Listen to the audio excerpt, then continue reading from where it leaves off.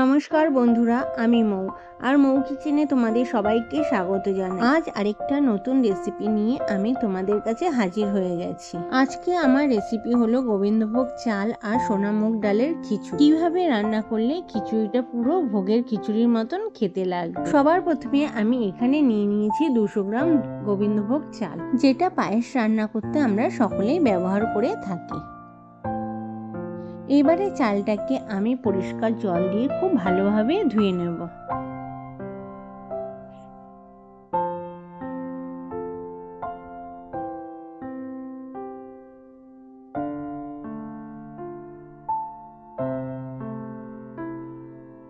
চালটা ভালোভাবে ধোয়া হয়ে গেলে তাতে দিয়ে দেবো 1 চামচ ঘি। আর ঘিটা দিয়ে আমি চালটা খুব ভালোভাবে মাখিয়ে নেব। এইভাবে ঘি দিয়ে চালটা যদি মাখিয়ে রাখা যায় তাহলে খিচুড়ির ফ্লেভারটা ভীষণই ভালো আসে। এখানে আমি নিয়ে নিয়েছি 200 গ্রাম সোনা মুগ ডাল, আর এই মুগ ডালটা আমি শুকনো খোলায় খুব ভালোভাবে ভেজে নেব। খিচুড়ি রান্নার সময় চাল আর ডালের পরিমাপটা যদি সমান সমান দেওয়া হয় তাহলে সেই খিচুড়িটা খেতে খুবই সুস্বাদু হয়। ডালটা আমার ভালোভাবে ভাজা হয়ে গেছে। এবার নর্মাল জল দিয়ে ডালটাকে 2-3 বার ভালো করে ধুয়ে নেব। এবার গ্যাসে একটা প্যান বসিয়ে তাতে দিয়ে দেবো 2 টেবিল স্পুন সাদা তেল, আর দিয়ে দেবো আগের থেকে গলিয়ে রাখা 2 টেবিল স্পুন ঘি। তেল আর ঘিটা ভালোভাবে গরম হয়ে গেলে তাতে কাজু আর কিশমিশ দিয়ে ভালো করে ভেজে নেব। তোমরা চাইলে এখানে কাজু বাদামের বদলে অবশ্যই চীনাবাদামও ব্যবহার করতে পারো। কাজু আর কিশমিশটা আমার খুব ভালোভাবে ভাজা হয়ে গেছে। এবার সবগুলো তুলে নিচ্ছি। এবার ওই তেলেই একটা তেজপাতা দিয়ে দেবো 2 টুকরো করে। মাঝখান দিয়ে ফাটিয়ে 2টো শুকনো লঙ্কা দিয়ে দেবো। এবার দিয়ে দেবো 1/2 টিস্পুন 5 ফোড়ন। এবার দিয়ে দেবো কয়েকটি চেরা কাঁচা লঙ্কা, আর দিয়ে দেবো 1/2 টিস্পুন থেতো করা আদা। এবার দিয়ে দেবো লবঙ্গ, এলাচ আর দারচিনি। এতে খিচুড়ির মধ্যে একটা সুন্দর স্মেল আসবে। ফোড়ন থেকে যখন মিষ্টি একটা গন্ধ বেরিয়ে আসবে তখন দিয়ে দেবো আগের থেকে ঘি মাখানো গোবিন্দভোগ চালটা দিয়ে একটু নাড়িয়ে চাড়িয়ে নেব। তারপর দিয়ে দেবো আগের থেকে ভেজে ধুয়ে রাখা সোনা মুগ ডালটা। বা চাল আর ডালটা মিনিট 5 ধরে খুব ভালোভাবে ভেজে নেব।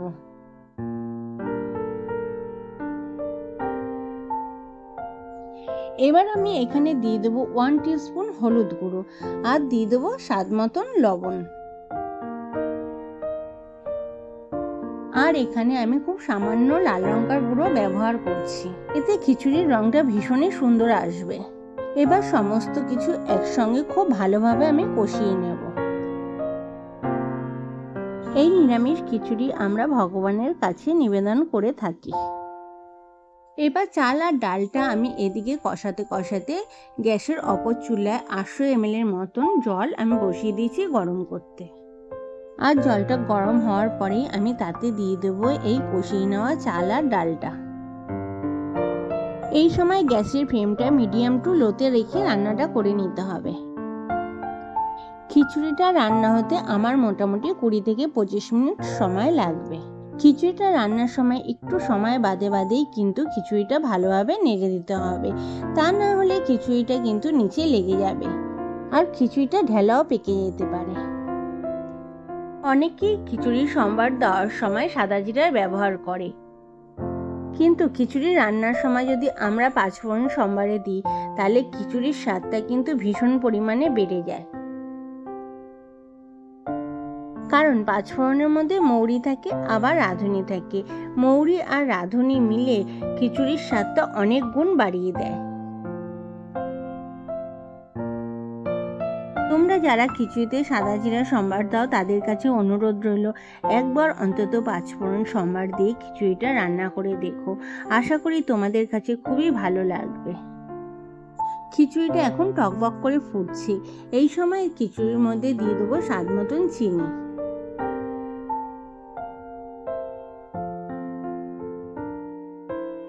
চিনিটা দিয়ে খুব ভালোভাবে মিশিয়ে নেব। এখন মোটামুটি খিচুড়িটা আমার 80% মতন কুক হয়ে গেছে।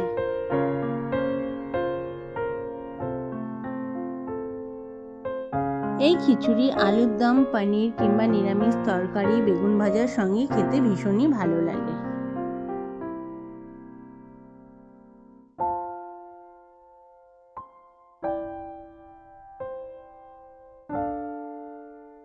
এবার দিয়ে দেবো আগের থেকে ভেজে রাখা কাজু আর কিশমিশটা। খিচুড়িটা আমার অনেকটাই ঘন হয়ে এসছে, এই পর্যায়ে আমি দিয়ে দেবো ঘি।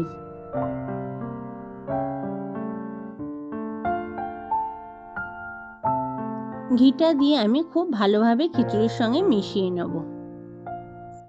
এর সঙ্গে পুরনো বন্ধুদের জানাই অসংখ্য ধন্যবাদ আমার সঙ্গে থাকার জন্য।